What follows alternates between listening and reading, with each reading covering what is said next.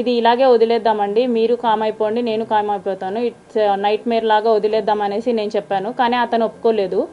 అతని ఎఫర్ట్స్ అతను పెట్టడం జరిగింది. సో నా సేఫ్ సైడ్కి ఇఫ్ పెళ్ళి అన్నాడు, పెళ్ళి చేసుకుంటే వెల్ అండ్ గుడ్ అనుకున్నాను. సో నా సేఫ్ సైడ్కి నేను రేపు మోసం జరిగినా సరే, ఏది జరిగినా సరే నాకు చెప్పుకోవడానికి ఉండాలి కాబట్టి నేను రికార్డ్ చేసుకున్నాను. ఈ పెళ్లి అనే టాపిక్ శ్రీధర్ వాళ్ళ మమ్మీకి ముందే తెలుసా?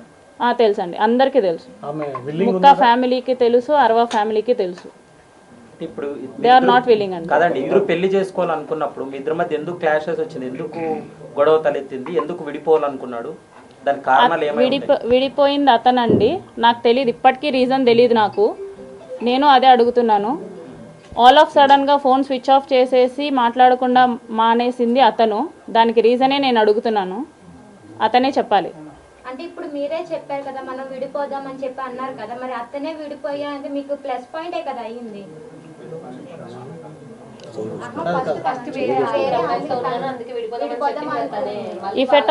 If at all he don't have the intention of marrying me, నా ఫ్యామిలీని టచ్ చేయాల్సిన అవసరం లేదు.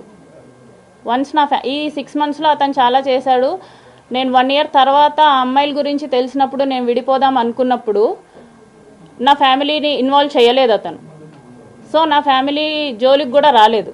మా హస్బెండ్తో మాట్లాడడం ఎలాంటివి జరగలేదన్నమాట.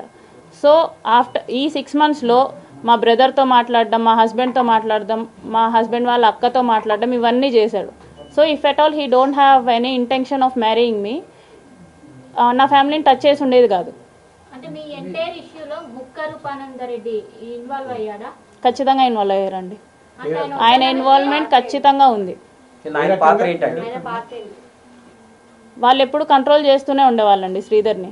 శ్రీధర్ నాతో చాలాసార్లు చెప్పి, డమ్మీ క్యాండిడేట్ అండి, అది రైల్వే కోడూరులో ఉన్న ఎవరికైనా తెలుస్తుంది.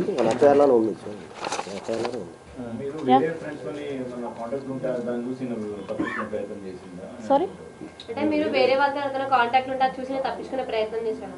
వేరే వాళ్ళతో కాంటాక్ట్ అంటే వేరే ఆయన వేరే వాళ్ళతో అన్నారు కదా, అట్లా మీరే అదే నేను ఎవరితో కాంటాక్ట్ ఉన్నారా లేరా? నేను ఎవరితో కాంటాక్ట్లో లేను. అది నా ఫోన్ తీసుకున్నప్పుడు అందరికీ అర్థమవుతుంది. ఇప్పటి వరకు రిలీజ్ అయిన వీడియోలో మీరు స్టార్టింగ్ నుంచి నన్ను బలవంతం చేశాడు, ఇబ్బంది పెట్టాడు, నన్ను ప్రతిసారి టార్చర్ చేసేవాడు.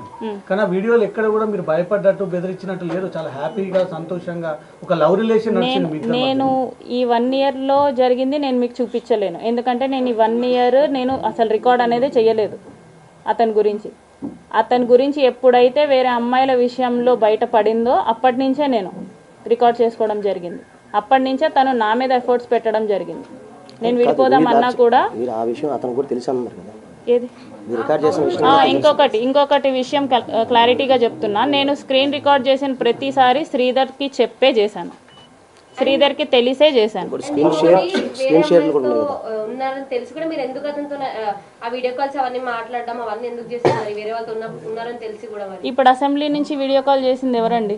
నేను కాదు. ఓకే, ఇప్పుడు ఒక వీడియోలో మరి తను న్యూడ్గా అవి కూడా చూపిస్తున్నారు కదా, స్టిల్ మీరు ఆ వీడియో కాల్ ఎందుకు మాట్లాడారు? కట్ చేయొచ్చు కదా, రికార్డ్ చేస్తున్నారు. అతను నేను కట్ చేస్తే నైట్ 11:30 ఆ టయానికి మా వాళ్ళకి చేస్తున్నాడండి. మీరు అక్కడ కూడా కాల్ కట్ చేసే ఆప్షన్ ఉంటే స్టిల్ మీరు కాల్ కట్ చేయలేరు కదా అక్కడ. మీరు ఇది నన్ను అడగడం కంటే ఎందుకు చేసావని చెప్పి శ్రీధర్ని అడగడం బెటర్.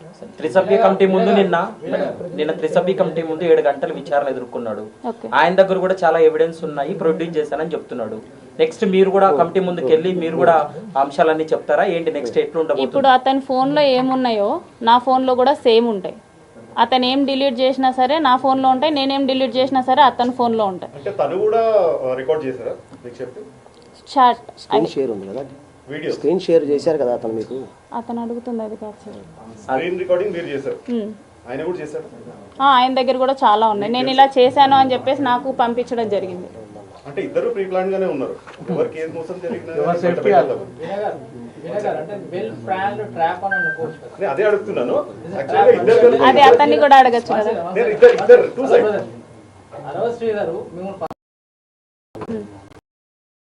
మీరు ఒక ఎడ్యుకేటెడ్ ఒక గవర్నమెంట్ ఎంప్లాయీ వెంటనే చేయొచ్చు. ఆ తర్వాత చాలా సంఘటనలు జరిగాయి, చేయలేదు. అంటే మీరు ట్రాక్ చేయాలన్న ఉద్దేశంతో ఇదంతా నడిపించాలనుకోవచ్చు. శ్రీధర్ని ట్రాప్ చేయాలంటే నాకు ఒక ప్రెగ్నెన్సీ కావాలి ట్రాప్ చేయడానికి. అడగాలన్నా కూడా అతన్ని ట్రాప్ చేయాలన్నా కూడా నాకు ఒక్క ప్రెగ్నెన్సీ చాలు. ఒక్క ప్రెగ్నెన్సీతో అవసరం లేదు కదా. నేను ఇంత కథ చేయాలనుకోలేదండి. అతని ఫోర్స్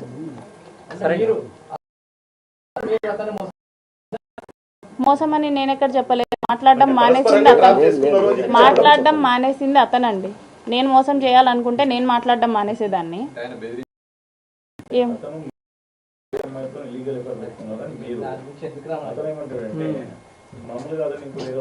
అది ఇన్వెస్టిగేషన్ చెప్పేసి నేను ప్రూవ్ చేయగలను. నేను వేరే వాళ్ళతో ఉన్నానని చెప్పేసి అతను ప్రూవ్ చేయగలడా? I'm asking. ఇప్పుడు ఏదైనా ఇన్వెస్టిగేషన్ లో ఉంది తేలుతుంది. That is it. సరే, ఇప్పుడు మీరు ఏం డిమాండ్ చేస్తున్నారండి? ఎందుకంటే ఇప్పుడు మీరు ఎలాగో పెళ్లి చేసుకోరు, ఆయన ఎలాగో కేసులు ఎదుర్కొంటున్నాడు, త్రిసభ్య కమిటీ ముందుకెళ్ళాడు. నెక్స్ట్ స్టెప్ ఏంటి? మీరు ఏం చేయబోతున్నారు? లీగల్ గా ఏ పనిష్మెంట్ కి డిజర్వ్ అయితే అదండి అతను. మేడం, మీరు ప్రజెంట్ ఎవరైతే మీ హస్బెండ్ తో ఉన్నటువంటి ఇష్యూస్ కు సంబంధించి కాకుండా ప్రీవియస్ గానే మీరు బద్వేలు పోలీస్ స్టేషన్ లో ఒక కంప్లైంట్ రైజ్ చేశారు. అందుకంటే ముందు కూడా మీకు మ్యారేజ్ అయిందని కూడా కొన్ని కంప్లైంట్ కాపీలను బయటకు వచ్చినాయి. వాటికి సంబంధించి ఏం చెబుతారు? ఎఫ్ఐఆర్ కాపీస్ చూపిస్తున్నారు, డివోర్స్ అయినట్టు కాపీస్ చూపిస్తున్నారు. అట్లా కాదండి, ఇప్పుడు మీరు హస్బెండ్ కాకుండా ప్రీవియస్ గానే అదే ఎఫ్ఐఆర్ కాపీ చూపిస్తున్నారు, డివోర్స్ కాపీ చూపిస్తున్నారా నాకు డివోర్స్ అయినట్టు? బద్వేల్ పోలీస్ స్టేషన్ నుంచి ఎఫ్ఐఆర్ తీసుకున్న వాళ్ళు కోర్టు నుంచి డివోర్స్ కాపీ సర్టిఫికేట్ కాదు కదా సార్, ఎఫ్ఐఆర్ అని సర్టిఫికేట్ కాదు, జిరాక్స్. అది కూడా ఇన్వెస్టిగేషన్ అది కూడా రాసాం. ఆల్రెడీ మ్యారేజ్ లేదండి, లేదు. సర్టిఫికేట్ కాదు అది. ఇప్పుడు మీరు చూపించారు ఎఫ్ఐఆర్. ఇది అప్పుడు అది 2018 ఎఫ్ఐఆర్. అప్పుడు ఆన్లైన్ లో లేదు, ఇది ఆన్లైన్ దొరుకుతుంది. ఇప్పుడు నీకు ఆన్లైన్ లింక్ పంపిస్తే ఇప్పుడే పంపిస్తుంది. అది 2018 ఎఫ్ఐఆర్, నేను చూశాను. 2018 ఎఫ్ఐఆర్ అంటే చట్ట ప్రకారం చూసుకుని 8 years దాటిపోయింది. మీ ఇష్యూలో ఒక వైసీపీ నాయకుడు వచ్చారు. అతను ఎందుకు లా అనే పేరుతోటి దూషించి, లేకపోతే నన్ను అనండి, లేకపోతే అతను అనండి, ఇంత కాంట్రవర్షియల్ ఎందుకు క్రియేట్ చేస్తున్నారు?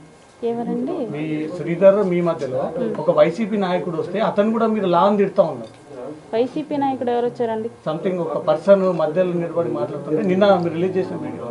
నేను అతన్ని కాదండి తిట్టింది, నేను తాతంశెట్టి నాగేంద్రని తిట్టింది. సరే అండి, ఇప్పుడు తాతంశెట్టి నాగేంద్ర గారు చెప్పినట్లు మల్టిపుల్ ఎఫ్ఐఆర్స్ ఉన్నాయని చెప్పి ఆయన చెప్పిన ఏదైతే ఆరోపణలు ఉన్నాయో వాటికి తగ్గట్టుగానే మీరు ఇచ్చినటువంటి కంప్లైంట్ కాపీలు కూడా ఆల్రెడీ ఒక వ్యక్తితో పెళ్లైందనే విషయానికి సంబంధించి బద్వేల్ పిఎస్ లో మీరు కంప్లైంట్ చేసిన విషయం కూడా ఉంది. ఇప్పుడు మీరు భర్త కాకంటే ముందుగానే మీరు వేరే వాళ్ళని పెళ్లి చేసుకున్నారనే మాటను మీరు ఖండిస్తున్నారా లేదా అన్న విషయం అడుగుతున్నాం మేము.